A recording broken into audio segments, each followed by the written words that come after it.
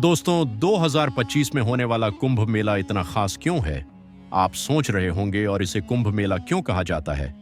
चलिए आपको इसके पीछे का कारण बताते हैं। महाकुंभ मेला एक ऐसा उत्सव है जो हर किसी की जिंदगी में शायद ही एक बार आता है। उत्तर प्रदेश के प्रयागराज में महाकुंभ उत्सव की शुरुआत हो चुकी है, लेकिन इस उत्सव की सबसे खास बात क्या है? वो है नागा साधु। उनके बिना इस महापर्व की तो कल्पना भी नहीं की जा सकती।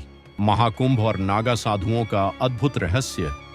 महाकुंभ मेले की भीड़ में हजारों नागा साधु जब एक साथ प्रकट होते हैं तो यह किसी चमत्कार से कम नहीं लगता।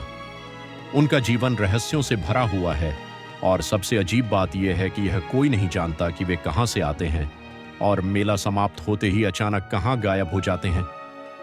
लेकिन आज हम आपको नागा साधुओं की एक ऐसी रहस्यमयी कहानी बताएंगे जो बहुत कम लोग जानते हैं। रहस्यमयी गुफा और नागा साधुओं का अघोरी संकल्प। कहा जाता है कि हिमालय की बर्फीली चोटियों के बीच एक रहस्यमयी गुफा है जिसे सिद्ध गुफा कहा जाता है।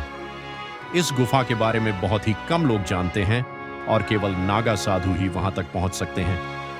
मान्यता है कि इस गुफा में वे सिद्ध साधु तपस्या करते हैं जिनका इस दुनिया से कोई लेना देना नहीं है। वे कालचक्र से परे होते हैं और उन्हें अमृता का वरदान प्राप्त होता है। हर बार जब महाकुंभ का समय आता है तो नागा साधु इस गुफा से निकलकर संगम की ओर प्रस्थान करते हैं।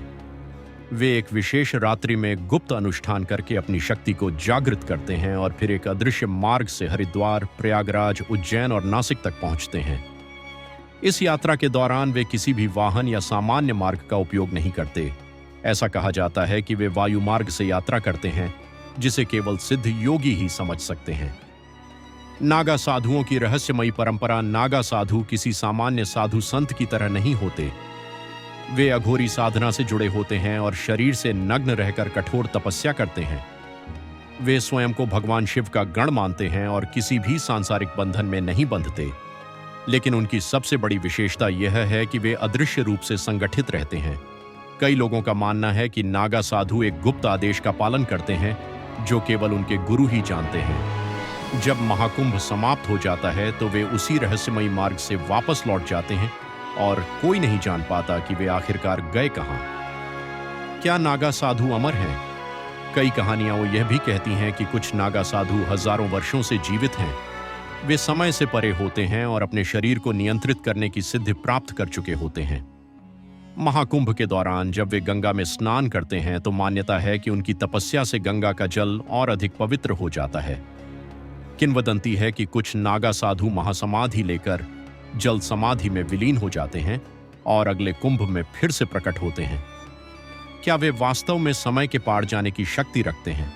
क्या वे अमर हैं? यह रहस्य आज भी अनसुलझा है। अंतिम शब्द महाकुंभ और नागा साधुओं का रहस्य हर बार हमें हैरान कर देता है। वे कहां से आते हैं और कहां चले जाते हैं, यह आज भी एक पहेली है। उनकी साधना, उनका तप और उनका जीवन, सब कुछ दिव्यता और रहस्य से भरा हुआ है।